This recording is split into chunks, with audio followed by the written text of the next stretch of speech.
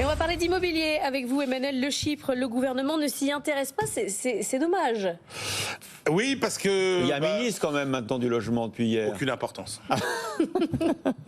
Non mais franchement, il y a la moitié... Enfin, me lancez pas là-dessus. Non, alors si, on y va, on vous lance là-dessus. Non, mais je veux dire, il faut bien comprendre que ce qui compte pour qu'on s'occupe de vous, c'est d'avoir un ministre puissant qui s'occupe un peu de vous, plutôt qu'un petit ministre qui ne pèse de rien et qui va passer tout son temps à s'occuper de vous et qui n'aura aucun poids politique. C'est ça le nouveau ministre? Bah non, mais si vous prenez tous les secteurs, si vous prenez le commerce extérieur, si vous prenez le tourisme, si vous prenez même le logement, faut arrêter les bêtises. Quand vous avez un ministre important, puissant, politiquement, ça compte plus que si vous avez un petit ministre qui n'a que vous à gérer, mais qui n'aura aucun poids politique. Donc ça, vous dites ça, on en parlera avec Marc Ferrand. Non, mais ça veut dire que du coup, Emmanuel, que vous considérez que le gouvernement se désintéresse de l'immobilier. Totalement. Et puis c'est pas parce qu'il y a un ministre du logement que ça va changer.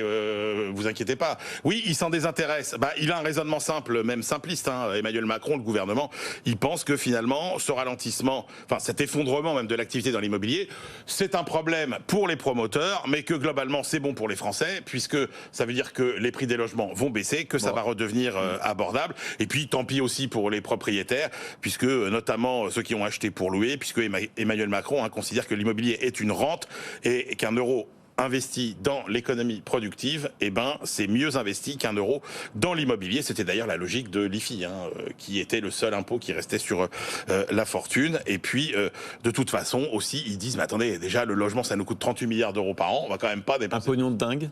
Un pognon de dingue, effectivement. Et il a tort, parce que, d'abord, ce qu'il ne voit pas, c'est que cette crise n'est pas seulement une crise du marché immobilier. Vous avez aujourd'hui la combinaison de la crise de l'immobilier, donc du secteur des professionnels qui est la plus sévère depuis les années 90, mais aussi la pire crise du logement depuis les années 50, ce qui n'est pas du tout la même chose quand vous superposez ces deux crises. C'est quasiment jamais que ça s'est produit à ce niveau-là.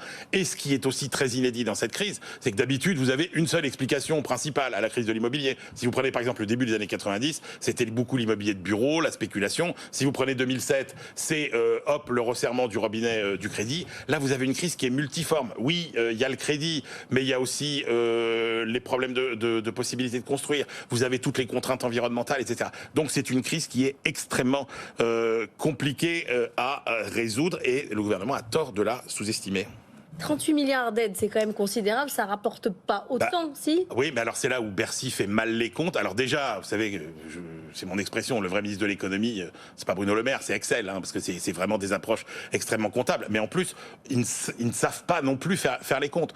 Parce que si vous considérez, normalement, vous devriez considérer une approche dynamique, tenir compte de tout l'impact de ce secteur. Or, c'est peut-être 38 milliards d'euros, mais ça en rapporte 90. Il faut rappeler que l'immobilier au sens large, c'est le secteur qui pèse le plus dans le PIB français. 22%, c'est même 3% de plus qu'il y a 40 ans. Et c'est surtout celui qui a le plus gros effet d'entraînement sur l'économie française. Si vous regardez ce qu'on appelle le fameux tableau entrée-sortie de l'INSEE, c'est-à-dire tous les secteurs, comment ils travaillent les uns avec les autres, c'est le secteur qui a le plus gros effet d'entraînement sur l'économie. Et donc, effectivement, c'est vraiment dommage de le délaisser. C'est-à-dire que vous allez nous parler de ruissellement? Exactement. Alors, alors, il y a le cœur du secteur, la construction. Là, on nous dit, alors les professionnels disent 300 000 destructions d'emplois possibles. C'est peut-être exagéré, sauf que 300 000, c'est quand même 3 fois plus que ce qu'a créé le secteur depuis 2019. C'est un quart de tous les emplois créés en France depuis 2019. Donc c'est pas rien. Je vois pas comment vous pouvez atteindre l'objectif de plein emploi avec ça.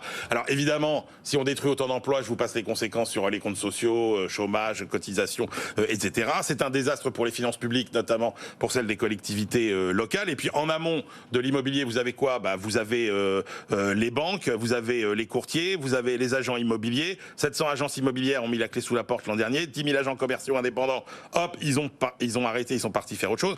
Vous avez les notaires, 60% quasiment de leur activité, c'est de l'immobilier. Et après, c'est la fin. Et après, c'est ça. Vous avez les transactions. Et après, en aval, vous avez tout ce qui en découle. Les déménageurs, par exemple, la chambre syndicale du déménagement vous disent que, à cause de cet effondrement de l'immobilier, le chiffre d'affaires du secteur, c'est 25 à 30% en moins en 2023. Et puis les logements, il faut les équiper. Je vous renvoie à l'étude de GFK qui dit que le marché de l'immobilier, de l'électroménager, a reculé de 2% en 2003 et presque 4% pour le gros électroménager.